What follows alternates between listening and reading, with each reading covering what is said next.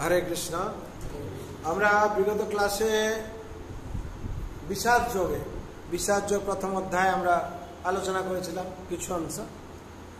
আজকেও সেই বিষাদ যোগে কিছু অংশ আমরা আলোচনা করব, তারপর আমরা দ্বিতীয় অধ্যায় সাংখ্য যোগে চলে যাব।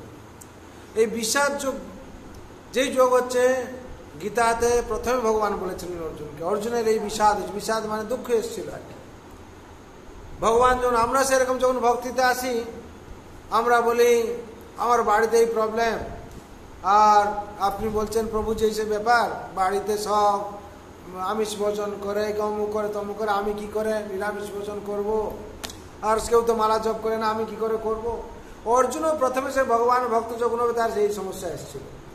অর্জুনকে ভগবান বলছেন তুই যুদ্ধ করো, অর্জুন বলছিল আমি কি করে যুদ্ধ করব, আমি করব না।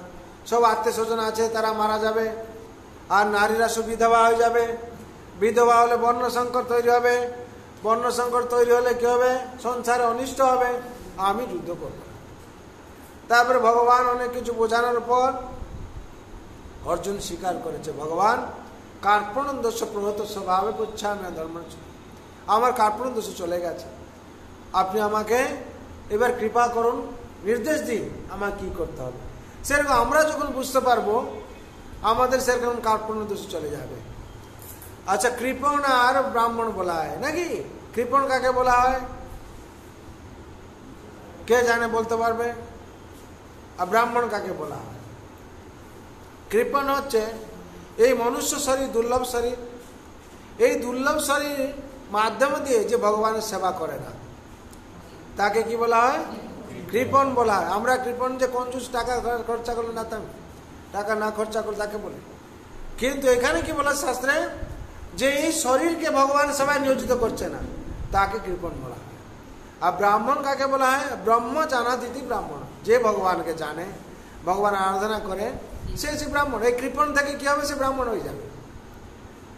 এই কৃপণ থেকে ব্রাহ্মণ হয়ে যাবে। যখন আমরা ভগবানের সেবা করছি না, আমরা কৃপণ। আর যখন ভগবানের সেবা করছি আমরা, তখন আমরা ব্রহ্মস্তরে চলে যাচ্ছি, ব্রহ্ম জানাতিথি ব্রাহ্মণ। তার জন্য অর্জুন এই হাল হয়েছিল। অর্জুন ভগবানের কথা মেনে তারপরে কি হলো, ভগবানকে বললেন, প্রার্থনা করলেন, ভগবান আমাকে আপনি কৃপা করুন, আমি যা নির্দেশ করবেন আমি সে করব। যখন ভগবান নির্দেশ করেছেন তখন অর্জুন কি করে যুদ্ধ করেছেন। যুদ্ধ করার সাথে সাথে কি হয়েছে, যারা পাণ্ডবের পক্ষে ছিল, পাণ্ডব 5 ভাই কি করেছিল, তারা ভগবানের নির্দেশ পালন করেছিল, তারা ভগবান নির্দেশ মতো চলছিল। আর কৌরবরা কি ছিল, তারা ভগবান নির্দেশ পালন করেনি, তারা সংখ্যায় অনেক বেশি ছিল, আর ভগবানের রক্ষণ সেনা নিয়েছে, তার সাথেও তারা কি হয়েছে, হেরে গেছে। সেরকম সংসারেও আমরা সেরকম, সংসারে দেখবেন ভক্ত সংখ্যা অনেক কম, কিন্তু সেই ভক্ত যে ঠিক ভক্ত সে আনন্দে আছে, আর যে অভক্ত তারা যত কিছু বিলাসে থাকুক না কেন, অন্তিমে কি তাদের দুর্দশা আর সমস্যা, দারিদ্রতা গ্রাস করেছে, অবশেষে নরকে গেছে। আর যারা ভক্তিপথে আছে তারা সাময়িক দেখবেন হয়তো অনেক স্ট্যান্ডার্ড নেই, কিন্তু অনেক স্ট্যান্ডার্ডে আছে, শান্তিতে আছে।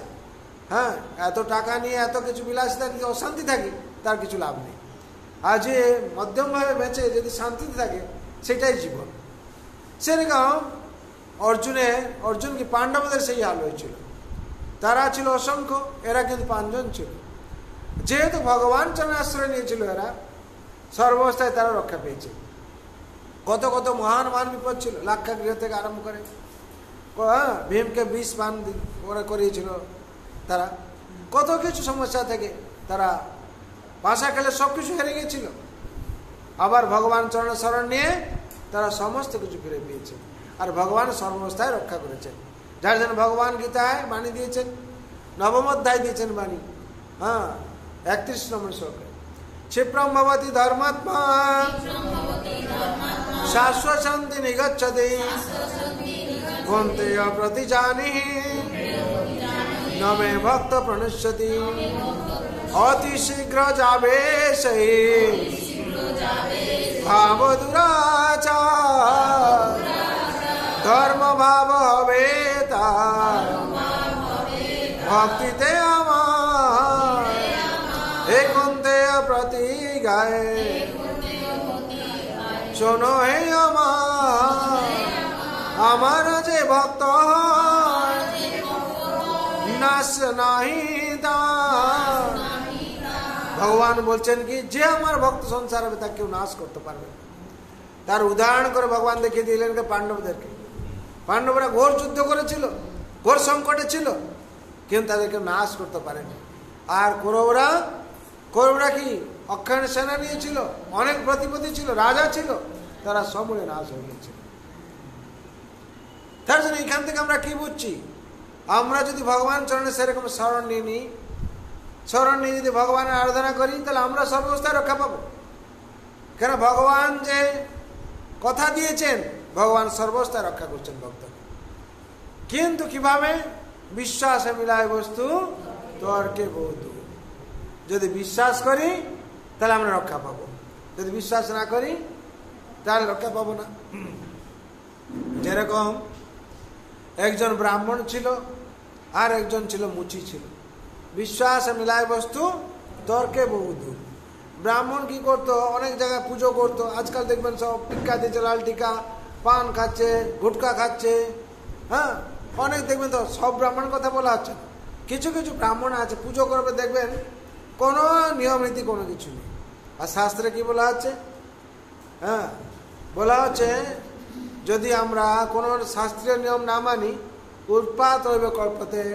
হ্যাঁ, পঞ্চরাত্রি বিধি না যেটা আছে, যদি আমরা পালন না করি তাহলে কি হবে? সব উৎপাত সৃষ্টি করবে। তখন সেই মুচিকে বলছে, মুচি পুজো করছে যত্ন সহকারে। দেবর্ষি নারদের এসছেন, এসে নারায়ণ নারায়ণ নারায়ণ বলছেন। তখন প্রথমে যে ভণ্ড ব্রাহ্মণ ছিল তার সাথে দেখা হয়েছে। তখন বলছে, দেবর্ষি নারদ আপনি কোথায় যাচ্ছেন? দেবর্ষি বলছেন আমি ভগবানের কাছে যাচ্ছি। বলে ঠিক আছে, আমার জন্য একটু, আমি তো এত পুজো করছি ঘুরে, সকাল থেকে রাত অবধি পুজো করছি, আমার জন্য বলবেন আমার কবে মুক্তি হবে। এবার ঠিক আছে। আর তারপর কার কাছে গেলেন? মুচির কাছে। মুচি কি করছে? জুতো পালিশ করছে, গাছের গোড়ায় বসে হরিনাম করছে বিশ্বাসের সাথে। তখন দেবর্ষিনাথ যাওয়ার সাথে দেবর্ষিনাথ প্রণাম করেছে। দেবর্ষিনাথ প্রণাম বলছে কি? বলছে আমি দেবর্ষিনাথ বলছে আমি ভগবান কাছে যাচ্ছি। বলে আমার জন্য একটু বলবেন আমার কবে মুক্তি হবে? তিনি তো সর্বজ্ঞ ভগবান, অন্তর্যামী। বলে ঠিক আছে। ভগবানকে গিয়ে কি দেবর্ষিনাথ দেখছেন ভগবান একটা সূচের মধ্যে কি করে হাতি ঢুকাচ্ছেন আর বের করছে। সূচের একটা ছুটছে, কত ছোট ফোটা আছে, এই ছিদ্রের মধ্যে কি করছেন? এটা হাতি ঢুকাচ্ছেন, বের করছেন।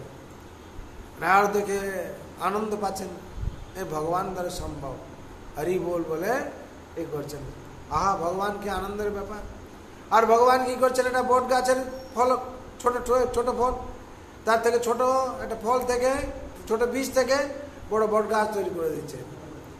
হ্যাঁ, আর এটা ছাতির মধ্যে প্রবেশ করে যাচ্ছেন, আর এটা পিঁপড়ের মধ্যেও প্রবেশ করে যাচ্ছেন। ভগবানের এই লীলা দেখেন আর তো আশ্চর্য, ভগবান এই আপনিই পারেন। নারায়ণ নারায়ণ বলে আবার চলে এলেন। যখন এসছেন প্রথমে সেই ভণ্ড ব্রাহ্মণের সাথে দেখা হয়েছিল। সেই ব্রাহ্মণ জিজ্ঞেস করছে, দেবর্ষি নারদ আপনি তো ভগবানকে দর্শন করে এলেন, আর ভগবান কি করছিলেন? তখন বলছেন ভগবান তো অলৌকিক লীলা প্রদর্শন করছিলেন। এখানে বিশ্বাসে মিলায় বস্তু তর্কে বহু দূর। তখন ব্রাহ্মণ বলছে আমার জন্য কি বললেন? আমি তো এত ঘুরে ঘুরে পুজো করছি। বলছে আচ্ছা বলুন ভগবান কি করছিলেন আগে? কে বলল? ভণ্ড ব্রাহ্মণ বলল। বলে ভগবান তো এরকম একটা ছুঁচ নিয়েছিলেন, ছিদ্রতে একটা হাতি ঢুকাচ্ছিলেন। ওটা হতেই পারে না, এটা সূচের এইটুকু ছিদ্র, তার মধ্যে হাতি ঢুকতে পারে? বলে এইটা তো কথা, বিশ্বাসে মিলায় বস্তু তর্কে বহু দূর। আর বলছে আমি বিশ্বাস করছি না, এটা হতেই পারে। বলে আমি কি বলবো, যেটা দেখলাম সেটা বললাম। আর ভগবানের জন্য অসম্ভব কি? তখন চলে এলেন ওখান থেকে। বলে আমার কবে মুক্তি হবে? বলে এই সামনে যে তেঁতুল গাছ দেখছো, কত কত শাখা আছে, ততদিন লাগবে। বলে হতেই পারে না, আপনি মিথ্যে কথা বলছেন। আমি এত ঘুরে ঘুরে পুজো করছি, আমার এতদিন লাগবে? আপনি শুধু মিথ্যে কথা বলছেন। তখন দেবর্ষি নারদ কি করলেন? না বিশ্বাস মিলাই বস্তু তর্কে বহু দূর বলে চলে এলেন। এসে কার কাছে? মুচির কাছে পৌঁছে গেলেন। মুচি বলছেন দেবর্ষীনাথ প্রণাম। দেবর্ষীনাথ বলছেন বৈকুণ্ঠ ধাম থেকে এলাম। বলে ভগবান কি করছিলেন? বলে ভগবান এরকম একটা হাতিকে সূচের মধ্যে ঢুকাচ্ছেন আর বেরো করছেন। আর কি করছেন, বট গাছ একটা ছোট ফল থেকে বট গাছ তৈরি করে দিলেন, বিশাল বট বৃক্ষ।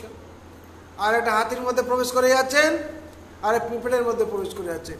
তো মুচি এত প্রসন্ন হয়ে গিয়ে আনন্দ পেয়ে বলছে ভগবান দ্বারা সম্ভব, আর কেউ করতে পারবে না। তো নাচতে শুরু করেছে। হ্যাঁ, যখন নাচতে শুরু করেছে প্রেম সে বলছে আমার কতদিন লাগবে? ভগবান বললেন বলে এই তেঁতুল গাছের যত পাতা আছে তত বছর লাগবে। বলে একদিন না একদিন আমার মুক্তি হবে। হরি বল। এই বিশ্বাসে নাচতে শুরু করছে হরিনাম করে। সঙ্গে সঙ্গে কি হয়েছে না, স্বর্গ থেকে রথ চলে এসছে মুচিকে নেওয়ার জন্য। তখন পিছনে পিছনে ব্রাহ্মণ কেউ দৌড়চ্ছে, আমাকে, আমার হলো না কেন, আমার হলো না কেন?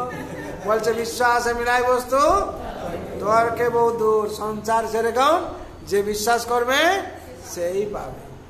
সবাই পুজো করছে, সবাই আরাধনা করছে, যে ভগবানকে বিশ্বাস সহকারে পুজো করবে সে নিশ্চয়ই পাবে। এই সংসার সেরকম। তার জন্য এই গীতাতে সেই শিক্ষা দেওয়া হচ্ছে যে বিষাদ দুঃখ তোমার অর্জন হয়েছে, যাবে কি করে? যদি অধর্মীরা থাকে তোমাকে সবসময় দুঃখ দেবে, আর সে অধর্মীরা যতক্ষণ নাশ না হচ্ছে শান্তি প্রতিষ্ঠা হবে না সংসারে। সেরকম সংসারে যতক্ষণ আমরা অভক্ত আছি শান্তি কেউ পাবে না। যদি 5 জন যদি অভক্ত থাকে, একজন শান্তি পাবে? অভক্ত কি করবে? তাকে আক্রমণ করবে। আর সেই তারা যখন ভক্ত হয়ে যাবে শান্তি প্রতিষ্ঠা হয়ে যাবে। হরি বল। সেটা সমাজে বলুন, রাষ্ট্রে বলুন, সব জায়গায়। আজকে দেশে এত লাখ লাখ কোটি কোটি টাকা খরচা কেন হচ্ছে? এই যে আন্টি সোশ্যাল জন্য, যারা আন্টি সোশ্যাল আছে, যারা সন্ত্রাসবাদী আছে, তাদের জন্য কত টাকা খরচা হচ্ছে?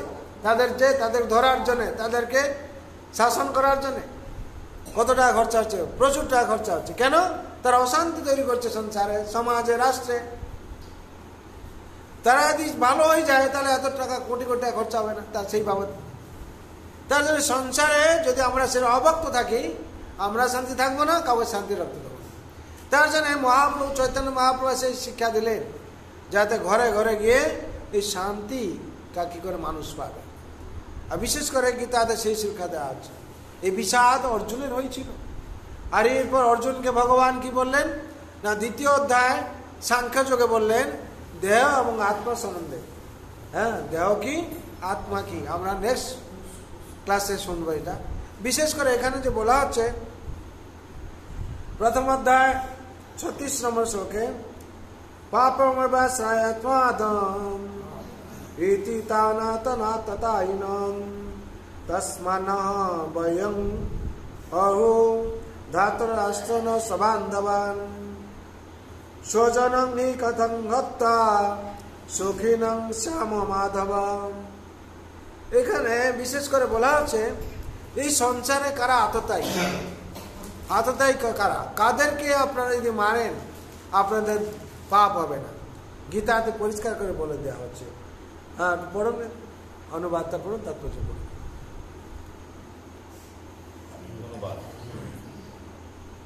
এই ধরনের আততায়ীদের বধ করলে মহাপাপ আমাদের আচ্ছন্ন করবে।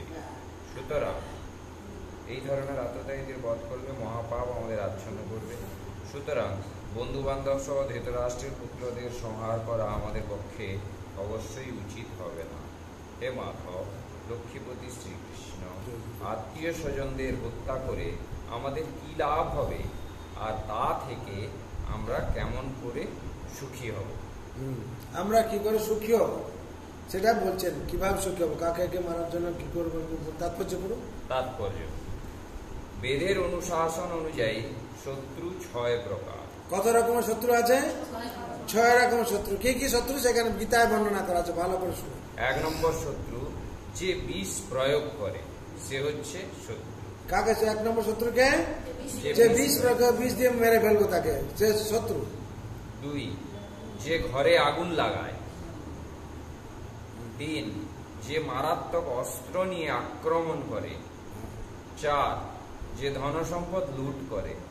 5, যে অন্যের জমি দখল করে। 6, যে বিবাহিত স্ত্রীকে হরণ করে। এই ধরনের আত্মীয়দের অবিলম্বে হত্যা করার নির্দেশ শাস্ত্রে দেওয়া হয়েছে এবং এদের হত্যা করলে কোনো রকম পাপ হয় না। এই ধরনের শত্রুকে সমূলে বিনাশ করাটাই সাধারণ মানুষের পক্ষে স্বাভাবিক। কিন্তু অর্জুন সাধারণ মানুষ ছিলেন না, তাঁর চরিত্র ছিল সাধুসুলভ, তাই তিনি তাদের সঙ্গে সাধুসুলভ ব্যবহারই করতে চেয়েছিলেন। কিন্তু এই ধরনের সাধুসুলভ ব্যবহার ক্ষত্রিয়দের জন্য নয়। যদিও উচ্চপদস্থ রাজপুরুষকে সাধুর মতোই ধীর, শান্ত ও সংযত হতে হয়, তাই বলে তাকে কাপুরুষ বলা চলে না, কাপুরুষ হলে চলবে না।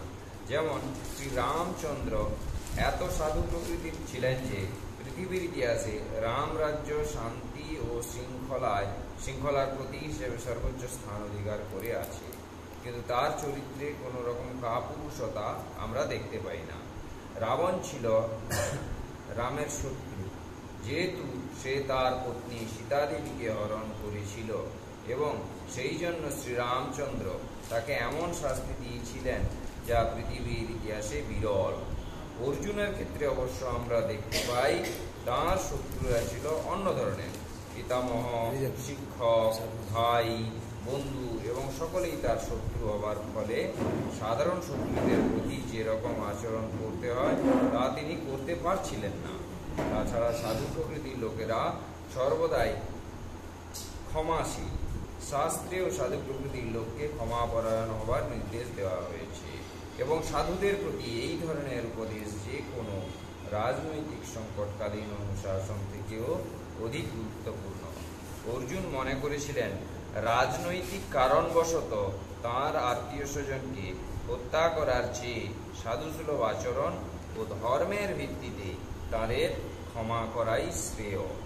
তাই সাময়িক দেহগত সুখের জন্য এই হত্যাকার্যে লিপ্ত হওয়া তিনি সমীচীন বলে মনে করেননি। তিনি বুঝেছিলেন রাজ্য ও রাজ্য সুখ অনিত্য, তাই এই ক্ষণস্থায়ী সুখের জন্য আত্মীয় স্বজন হত্যার পাপে লিপ্ত হয়ে মুক্তির পথ চিরতরে রুদ্ধ করার ঝুঁকি তিনি কেন নেবেন? এখানে অর্জুন যে শ্রীকৃষ্ণকে মাধব অথবা লক্ষ্মীপতি বলে সম্বোধন করেছেন তা তাৎপর্যপূর্ণ। এই নামের দ্বারা তাকে সম্বোধন করে অর্জুন বুঝিয়েছিলেন তিনি হচ্ছেন সৌভাগ্যের অধিষ্ঠাত্রী লক্ষ্মী দেবীর পতি। তাই অর্জুনকে এমন কোনো কার্যে প্ররোচিত করা তার কর্তব্য নয় যার পরিণতি হবে দুর্ভাগ্যজনক। শ্রীকৃষ্ণ অবশ্য কাউকেই দুর্ভাগ্য এনে দেন না, সুতরাং তাঁর ভক্তের ক্ষেত্রে তো সেই কথা ওঠেই না। হরে কৃষ্ণ। বিশেষ করে এখানে বলা আছে ভগবানকে বলা হচ্ছে কি মাধব বলে নাম সম্বোধন করেছেন। মাধব মানে লক্ষ্মীপতি। সুতরাং এখানে বিশেষ করে অর্জুন বলছে যে আমার আত্মীয় স্বজন যারা আছে তাদেরকে মারলে পাপ হবে, কিন্তু ভগবান এখানে শাস্ত্রে কি দেওয়া আছে 6 রকম আততায়ী আছে, তাদেরকে হত্যা করলে কোনো দোষ নেই বলা আছে। কারা কারা বলা, যারা বিষ প্রয়োগ করে, ঘরে আগুন লাগায়, যারা জমি অন্যায়ভাবে অপহরণ করে, যারা পরস্ত্রীকে অপহরণ করে, আর কি যারা ঘরে আগুন লাগায়, এরকম বলা আছে। পরের জমি দখল করে বলা হচ্ছে সম্পত্তি। কেন বলা হলো না? শাস্ত্রে থেকে নির্দেশ দেওয়া হচ্ছে। এই শাস্ত্রে তারাই হচ্ছে আততায়ী। আততায়ী বলতে গেলে তা এরাই হচ্ছে আততায়ী। আমরা সমাজে এখন সব রকম বিভিন্নভাবে দেখছি এগুলো সব। সুতরাং গীতা শাস্ত্রের মধ্যে থেকে আমরা অনেক কিছু জ্ঞান পাবো, যে জ্ঞানের মাধ্যমে দিয়ে আমাদের জীবনকে সার্থক হবে। তার জন্য এই বিষাদ যোগে অর্জুন বিভিন্নভাবে ভগবানকে বিভিন্ন রকম সব বলেছেন আর কি, যাতে এই বিষাদ দূর করার জন্য ভগবান অর্জুনকে নির্দেশ দিয়েছেন যে কি এই সংসারে যতক্ষণ, আগের বার আমরা পড়েছিলাম কি আগাছা উৎপাদন করার জন্য, যেরকম ধান খেতে যদি আগাছা হয় সে কি হয়, ধানকে নষ্ট করে দেয়, সেরকম আগাছা কি করছেন উৎপাদন করার জন্য। সেরকম এই সংসারে যতক্ষণ আমরা ভক্ত না হচ্ছি, ভক্ত যতক্ষণ হবে না কি অধর্মী ভরে যাবে। অধর্মী যদি ভরে যায় কি হবে, সংসারে শান্তি পাওয়া যাবে না। তারা কি হবে, অধর্ম কাজ করবে। অধর্ম কাজ করা মানে কি সংসারে উৎপাত শুরু হবে, এই সংসারে অশান্তি স্থাপন হবে। আর যদি অশান্তি হয় তাহলে আমরা শান্তি থাকতে পারবো না। তার জন্য বিশেষ করে বলা হচ্ছে আমাদেরকে যে ভগবান এখানে যেরকম পাণ্ডবরা ও ভগবান নির্দেশ পালন করলো তারা সমূলে রক্ষা পেল, আর যারা কৌরবরা ভগবান নির্দেশ পালন করেনি তারা সমূলে বিনাশ হলো। সেরকম সংসারে এসে আমাদের কি করতে হবে? ভগবান নির্দেশ পালন করে আমাদের চলতে হবে। যদি আমরা চলি কি হবে? আমরাও সেরকম রক্ষা পাবো আর আমাদের মঙ্গল হবে। তার জন্য আমাদের বিশেষ করে ভগবান নির্দেশ পালন করে চলতে হবে। হ্যাঁ, কারো কিছু প্রশ্ন থাকলে বলুন।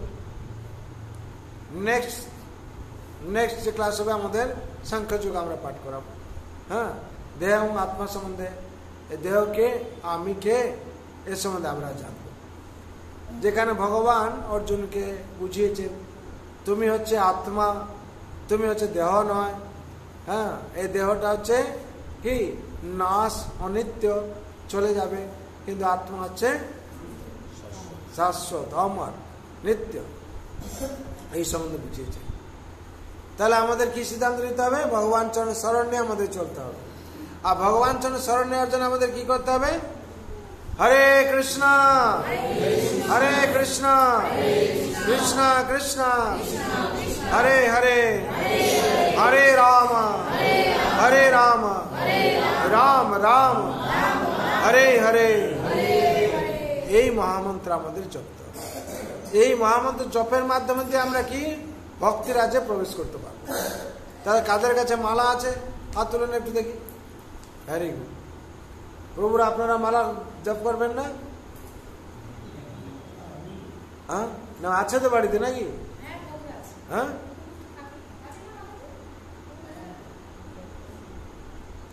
আপনার মালা আছে? ঠিক আছে, সবাই মঙ্গলের জন্য ভগবান রাতুল চরণে প্রার্থনা করছি। সবাই আনন্দ থাকবেন।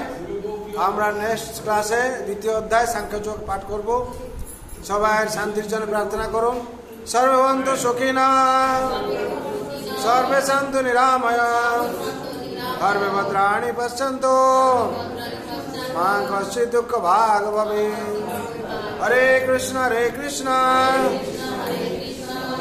কৃষ্ণ হরে হরে, हरे राम राम राम हरे हरे। जय नाम महाप्रभु की जय, वृंदावन बिहारी लाल की जय, राधा रानी की जय, तुलसी महारानी की, श्रीमद् भागवत गीता यथार्थ की, श्रीमद् भागवत महापुराण की, जगत गुरु शिल प्रभुपाद की, श्री गुरु महाराज की, अनंत कोटि वैष्णव भक्त वृंद की, उपस्थित भक्त वृंद की, निताय गौर नमानंदे। बोलो, कार किस प्रश्न था?